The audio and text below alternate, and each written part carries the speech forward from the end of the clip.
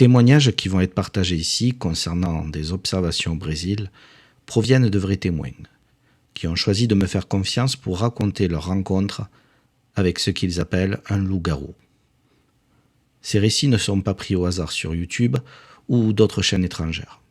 Merci de respecter cette démarche et d'en tenir compte lorsque vous écoutez ces histoires.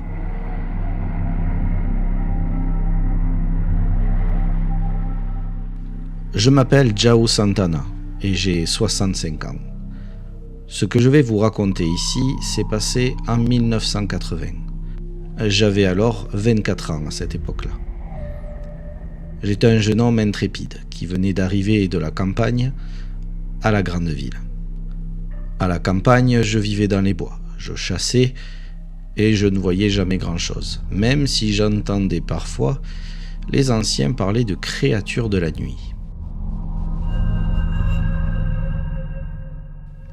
À mon arrivée en ville, j'étais bien sûr tout excité. Et en plus, je venais d'obtenir un emploi de gardien dans une entreprise de décharge. J'étais heureux. C'était un travail très tranquille et le poste vacant était pour la nuit. Nous faisions des rondes toutes les heures. Nous quittions le poste de garde principal, faisions le tour de la cour, passions par l'atelier et au fond de la cour du garage où se trouvaient les machines et les camions. Rien de très difficile en soi.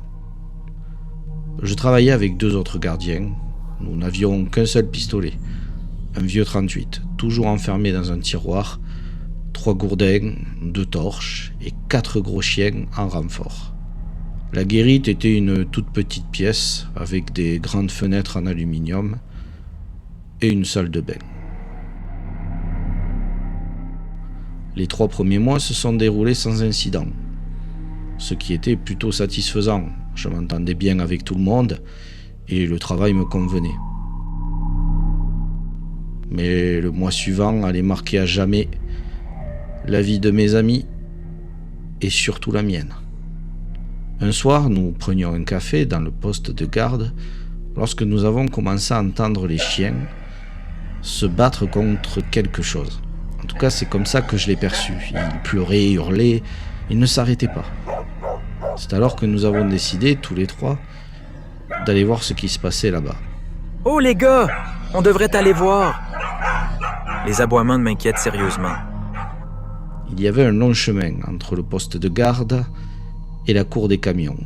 Quand nous avons contourné le camion, nous avons vu cet être grotesque, d'environ 2 mètres de haut, si ce n'est pas plus, avec d'énormes ongles tenant l'un des chiens. Nous étions à environ 100 mètres et nous pouvions le voir clairement. Et la lumière de la pleine lune éclairait très bien ce soir-là. C'était sans aucun doute un loup-garou. Je ne peux pas utiliser d'autres termes. C'était clairement un loup-garou. Soudain, il s'est tourné vers nous et a jeté le chien sans vie au loin. Il a alors poussé un grognement rauque, suivi d'un hurlement puissant qui nous a glacé le sang.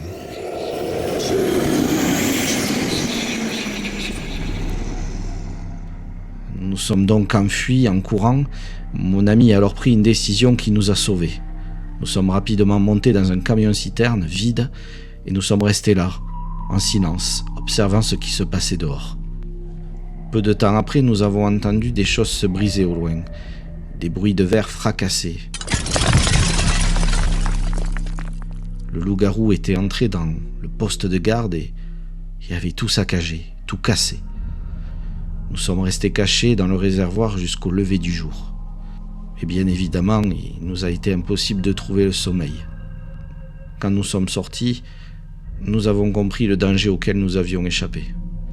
Il y avait du sang et des morceaux de chien partout à l'intérieur du poste de garde. La porte avait été arrachée. Nos sacs à dos étaient au sol, déchirés. Il y avait des marques sur les murs et tous les chiens étaient morts. Putain les gars, ils vont jamais nous croire. Bien évidemment, personne n'a cru notre version. Pourtant, nous leur avons bien dit, sans mentir, que nous avions vu un loup-garou. Et après avoir dit ça, Quelques jours après, nous avons été licenciés, sans autre forme de procès. Malheureusement, à l'époque, il n'y avait ni caméra de sécurité sur le site, ni téléphone portable pour enregistrer ce que nous avions vu. Je vous remercie d'avoir écouté mon témoignage. C'est ainsi que j'ai rencontré la bête. Dieu merci, je ne l'ai jamais revu, et je rends grâce que ce camion-citerne ait été ouvert cette nuit-là.